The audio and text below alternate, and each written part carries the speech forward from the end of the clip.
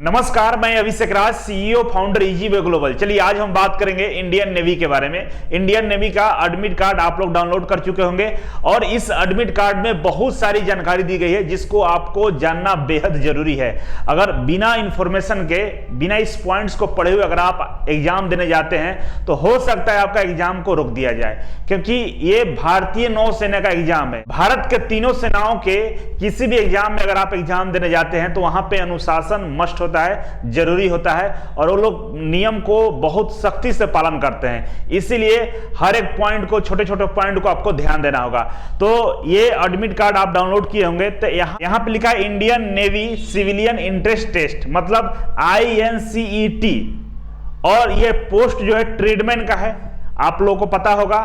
और इसमें आपका यहां पे देख सकते हैं पंजीकरण संख्या दिया गया, रजिस्ट्रेशन नंबर दिया गया है यहां पे, और ये रोल नंबर है, और ये आपका पासवर्ड है। पासवर्ड वहां पर आपको लेके जाना है, दिख जाएगा पासवर्ड आपको। ये आधार, मतलब अगर आपने आधार वहां पर दिया तो यस किया हुआ है। अब आगे हम बढ़े तो इसमें यहां पे नाम लिखा हुआ है, हमारे छात्र हैं पवन कुमार जी, इन्होंने भेजा है ये एडमिट कार्ड अपना। पवन कुमार लिखा हुआ, जन्म तिथि अपना मैच कर लीजिए, आपका ये जन्म तिथि और आपके आधार का कार्ड का जन्म तिथि मैच कर रहा है कि नहीं कर रहा है। अपना पूरा डिटेल्स, ये आपका पूरा डिटेल्स है, ये डिटेल्स में देख लीजिएगा कहीं कोई समस्या तो नहीं है, पूरा डिटेल्स मैच कर रहा है कि नहीं कर रहा है। आप चेक कर लेंगे, किससे? आधार कार्ड से मैच कर लेंगे। मान लीजिए किसी का डिटेल्स में कोई परेशानी हो, इसमें कोई भी परेशानी होगा तो आप एक एफिडेविट बनवा लीजिएगा मजिस्ट्रेट से, और एफिडेविट बनवा के जाइएगा। कुछ भी मिस्टेक हो तो, अगर नहीं बनवा के जाएंगे, वहां पे मैच नहीं करेगा तो फिर आपको एग्जाम नहीं देने देगा, क्योंकि भारतीय सेना की बात है, नियम को सख्ती से पालन किया जाता है। इसके बाद यहां पे क्या करना है कि ये जो फोटो है आपका, जो फोटो आपने अपलोड किया था, सेम यही फोटो यहां पे चिपकाना है आपको। सेम यही फोटो को यहां पे चिपकाना है, जिससे वो लोग वेरीफाई कर सके, मैच कर सके। तो आप ध्यान रखें, दूसरा फोटो ना चिपकाइएगा, सेम इसी को चिपकाना है। और किसी के पास सेम ये फोटो नहीं होगा तो आपने अपलोड किया होता फोटो आपके पास होगा, उसको जाकर स्टूडियो से निकलवा लीजिएगा, बनवाकर यहां पर चिपका दीजिए, जिससे आपको एग्जाम देने में कोई परेशानी नहीं होगा। इसके बाद हम आगे बढ़ते हैं। यहां पे आपको सेंटर का नाम दिया गया, सेंटर कोड है और सेंटर का नाम दिया गया है। इसी सेंटर कोड और सेंटर नाम की जगह पे आपको पहुंचना है, आप इस बात को ध्यान रखेंगे। इसके बाद इस तरफ आते हैं तो यहां पे देखेंगे कि कैंडिडेट सिग्नेचर है। आप ये सिग्नेचर अभी नहीं करेंगे, एग्जाम हॉल में बैठ जाइएगा, वहां पे जो इन्विजिलेटर रहेगा, पर्यवेक्षक रहेगा, वो जब आएगा उसके सामने आपको यहाँ पे साइन करना होगा। जैसे ये पवन कुमार साइन किए हैं, उसके सामने और जब वो आएंगे तो आपको ये साइन, सेम साइन, ध्यान दीजिएगा जो किए हैं उसी तरह का साइन यहाँ पे करना होगा। इसके बाद आपका 3 तरह का टाइमिंग दिया गया है। पहला टेस्ट टाइमिंग है 9 AM से 10:30 AM है। रिपोर्टिंग टाइमिंग है 7:30, मतलब 9 बजे से एग्जाम है, लेकिन रिपोर्टिंग टाइम कितना है? 7:30। और क्लोजिंग टाइम है, मतलब गेट बंद हो जाएगा 8:30 में। तो 7:30 से 8:30 के बीच में आपको किसी हर हालत में वहां पहुंचना होगा, तभी जाकर आप अंदर प्रवेश कर पाएंगे। 1 सेकंड भी लेट हो गया तो आपको वो अंदर नहीं जाने देंगे। इसलिए कोशिश कीजिएगा कि 7:30 से ही पहले पहुंच जाए, लाइन में खड़े हो जाए और आराम से आपको अनुमति मिल जाए अंदर जाने के लिए। तो इस चीज को ध्यान रखना है, कभी भी लेट नहीं करना है, एकदम बिल्कुल टाइम से पहले पहुंचिएगा। लास्ट में हम बहुत सारे टिप्स बताने वाले हैं, पहले आप वीडियो को देखिए, लंबा होगा लेकिन बहुत सारी जानकारी आपको मिलने वाला है। इसके बाद यहां पे देखेंगे कि कुछ चीजें यहां पे लिखी गई है, जो बताया गया है कि मान लीजिए अगर आपका ये एडमिट कार्ड आपको इश्यू कर दिया गया है, लेकिन बाद में पता चलता है कि आपका एडमिट कार्ड जो इश्यू किया गया वो गलत तरीके से कर दिया गया है, चाहे उसमें कुछ बहुत ज्यादा दिक्कत है, मतलब आपके सर्टिफिकेट में ऐसा कुछ प्रॉब्लम महसूस होता है, तो बाद में आपकी उम्मीदवारी को लोग खत्म कर देंगे, मतलब आपको वो काउंसलिंग में या मेरिट लिस्ट में शामिल नहीं करेंगे, अगर बाद में भी ऐसा कुछ पता चलता है तो। ये लिखा गया है। इसके बाद यहां पे लिखा है please read following instruction carefully, मतलब इंस्ट्रक्शन यहां दिया गया है जिसको ध्यान पूर्वक पढ़ना है। मैं पढ़ रहा हूं, आप ध्यान से सुनेंगे, मैं एक्सप्लेन कर दूंगा सारी चीजों को।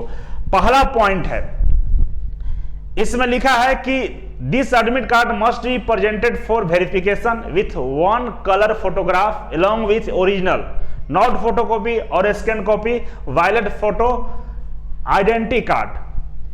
मतलब इस एडमिट कार्ड को ले जाना है कलर में निकालिए या ब्लैक एंड व्हाइट में निकालिए, कोई दिक्कत नहीं है, लेकिन आपका एक फोटो उस फोटो के बगल में कलर में चिपका होना चाहिए। जो फोटो आपने अपलोड किया था, आपको पहले ही बताया है कि आपके जो फोटो इसमें दिया है एडमिट कार्ड पे, उसके बगल में एक फोटो लगाना है। और आप ओरिजिनल आईडी कार्ड, मतलब जो आईडी प्रूफ होता है ओरिजिनल लेकर जाएंगे। जैसे आधार कार्ड डाउनलोडेड मत ले जाइएगा, जो आपके घर ओरिजिनल आया था वो वाला ओरिजिनल वाला लेके जाइएगा। यहां लिखा हुआ है फोटो कॉपी नहीं चाहिए, स्कैन कॉपी नहीं चाहिए, ओरिजिनल आईडी प्रूफ चाहिए, मतलब जो आधार कार्ड है ओरिजिनल लेकर जाना है आपको वहां पे। अब इसमें बहुत सारा चीज दिया गया है, जैसे PAN card, driving licence, voter card, passbook या आधार कार्ड, ये सारा हिस्सा हो सकता है आपका किसके लिए, पहचान पत्र के लिए। तो ये पहचान पत्र बेहद जरूरी है। इसके बाद आगे हम चलेंगे दूसरे नंबर पे। दूसरा नंबर पे लिखा हुआ है कि candidate must report at examination centre on schedule time and she will not be permitted to leave the examination hall before 45 minutes. Candidate shall have to undergo the process. देखिए यहां लिखा गया है कि आपको 45 मिनट जब बचेगा तभी आप छोड़ सकते हैं एग्जाम। मतलब आपको 45 मिनट के ज्यादा, 90 मिनट का है ना, तब 45 मिनट से ज्यादा आप वहां पे एग्जाम हॉल में बैठ के एग्जाम देना होगा, तभी आपको छोड़ा जाएगा। ये नहीं गए और तुरंत आप कहेंगे एग्जाम हम नहीं देंगे, बाहर जा रहे हैं, तो जाने नहीं दिया जाएगा, ध्यान रखिएगा। तीसरे नंबर पर लिखा गया कि आपका बायोमेट्रिक अटेंडेंस लगेगा, आपको चेक किया जाएगा, आपका अंगूठा का निशान लेगा, आपका चेहरे का फोटो खींचेगा। बायोमेट्रिक प्रोसेस करने के बाद ही आपको सीट को अलॉट किया जाएगा, उसके बाद ही आप एग्जाम दे पाएंगे, ऐसा इसमें लिखा गया है। चौथे नंबर पर लिखा गया है कि परीक्षा केंद्र और जो भी आपका सेंटर है, जो भी टाइमिंग स्लॉट है, उसमें कोई परिवर्तन नहीं किया जाएगा किसी भी हालात में। आप इसके लिए रिक्वेस्ट नहीं कर सकते हैं। और नेक्स्ट हम आगे चलेंगे पांचवें नंबर पे। पांचवें नंबर पे लिखा गया है कि candidate are advise to locate examination centre and its accessibility at least a day before examination so that, मतलब बता रहा है कि आपका जो परीक्षा केंद्र है, जो एग्जाम सेंटर है, वहां पे आपको एक दिन पहले पहुंचकर वेरिफिकेशन कर लीजिए कहां पे है, जिससे आप लेट ना हो। तो ये आपकी मर्जी, अगर आप देखें, अगर आप जानते हैं तो उस दिन भी थोड़ा सा पहले पहुंचिएगा तो कोई दिक्कत वाली बात नहीं है। इसके बाद छठे नंबर पे दिया हुआ है कि एग्जाम हॉल में पुस्तक, नोट, कागज का टुकड़ा, पेन, ज्योमेट्रिक बॉक्स, प्लास्टिक, कुछ भी इलेक्ट्रॉनिक डिवाइस अलाउड नहीं होगा। मतलब आपके पास पेन के अलावा कुछ भी नहीं होना चाहिए। वैसे वो लोग वहां पर बताएंगे पेन तक भी शायद अलाउड नहीं होता ले जाना। तो किसी तरह कोई भी चीजें आपका अलाउड नहीं होगा अंदर ले जाने के लिए। चाहे पानी, यहाँ पे लिखा है पानी का बोतल तक भी अलाउड नहीं है, आप कुछ भी नहीं ले जा सकते हैं, वैसे ही आपको जाना होगा। यहां तक कि जो लड़कियां हैं, लड़कियों को जो सेफ्टी पिन होता है, जो बालों में लगाती है, क्लचर, ये सब भी अलाउड नहीं है। जो गर्ल्स होंगी वो आप मेटल्स वगैरह कानों में, नाक में या बाल में ये सब लगाकर नहीं जाना है, क्योंकि अलाउड नहीं होगा, फिर आपको एक रखने का समस्या होगा। तो इसलिए अपना जो भी एक्सटर्नल चीजें हैं उससे ना पहनकर जाएं, सिंपल ड्रेस में जाएं तो ज्यादा बेटर रहेगा। यहां पे लिखा हुआ स्पष्ट है कि आप नहीं पहन सकती हैं। इसके बाद नेक्स्ट है 7वें नंबर पर दिया गया है कि आपका उम्मीदवारी किसी भी स्तर में आगे जाकर कैंसिल की जा सकती है। मतलब कुछ ऐसा आप मिसबिहेव करते हैं तो किसी भी स्टेज में आपकी उम्मीदवारी को कैंसिल कर दिया जाएगा।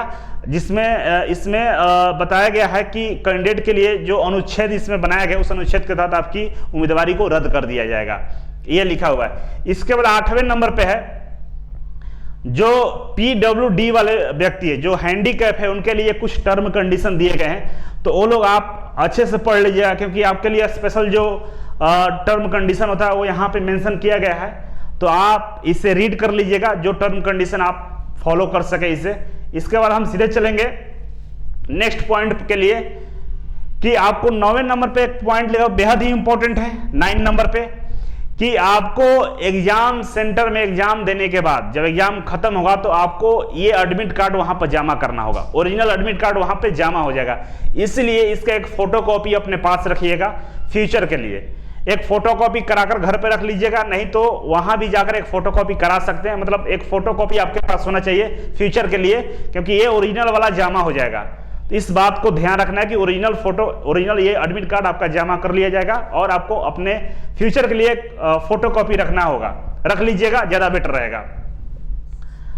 इसके अलावा इसमें जो डेट तारीख जो एडमिट कार्ड में दिया गया है वही वैलिड है, उसी पे एग्जाम होगा। इसके बाद दूसरे शिफ्ट पे या पाली में आप एग्जाम नहीं दे सकते हैं। इसके बाद यहां पे लिखा गया है कि परीक्षा में उत्तीर्ण होने से भर्ती रोजगार के लिए किसी भी व्यक्ति के अधिकार प्राप्त नहीं होगा, क्योंकि यह नियुक्ति के लिए पात्रता मापदंड में केवल एक है। यह जो एग्जाम दे रहे हैं, मान लीजिए इसमें मेरिट लिस्ट में नाम आ गया, तो ऐसा नहीं कि आपकी नौकरी मिल गई। इसके बाद आपका जो ट्रेनिंग पीरियड होगा, ट्रेनिंग पीरियड को क्वालिफाई कर लीजिएगा, मतलब प्रॉपर ट्रेनिंग कंप्लीट हो जाएगा।